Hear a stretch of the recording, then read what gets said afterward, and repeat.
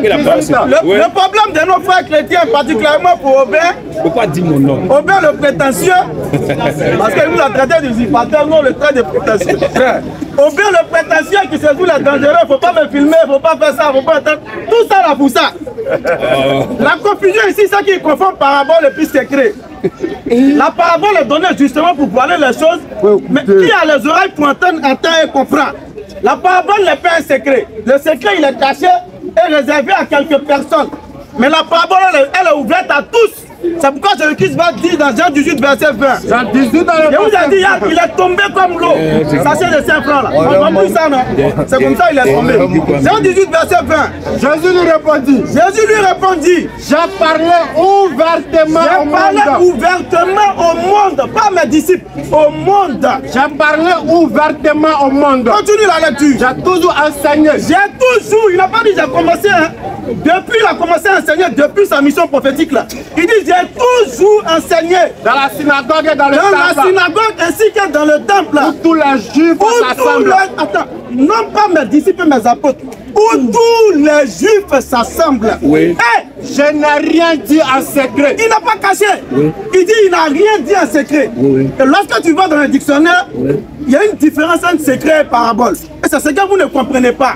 Quand c'est secret, c'est caché. Mais quand c'est parabole, c'est ouvert à tous. La parole de Jésus-Christ, c'est clair. Il n'a rien dit en secret. Donc toutes ces paroles sont explicables. Toutes ces paroles sont bien explicables dans la Bible. Je vous ai dit qu'il va tomber, comme amusement. Il a fini. Attends. Mais c'est Marc 12. Il a fini. On voit si parabole là, on comprend bien ça. On va s'amuser. On continue. On va encore commencer. Tu vas voir, je bien. Mais vous êtes deux, pourquoi?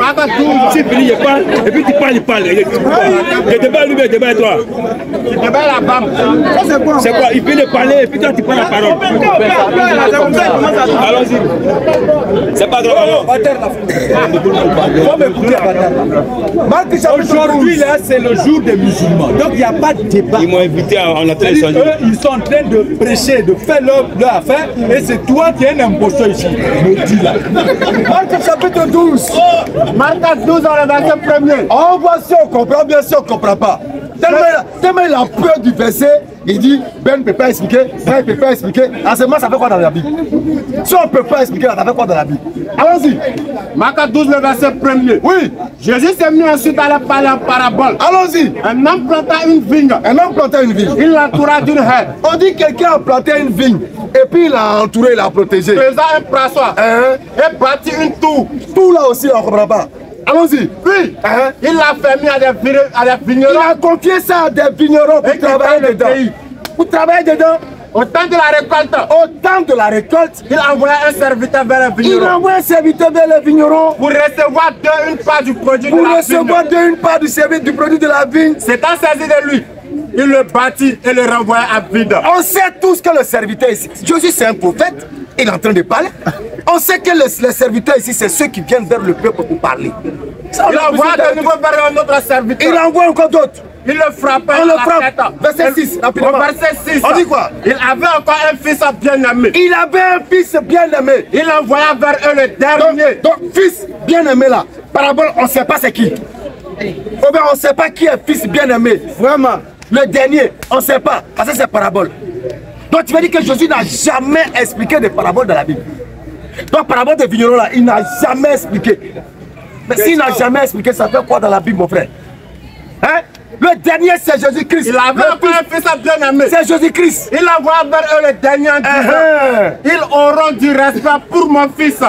Mais, ces vignerons disent entre eux, voici l'héritier. Venez, tuons-le et l'héritage sera à nous.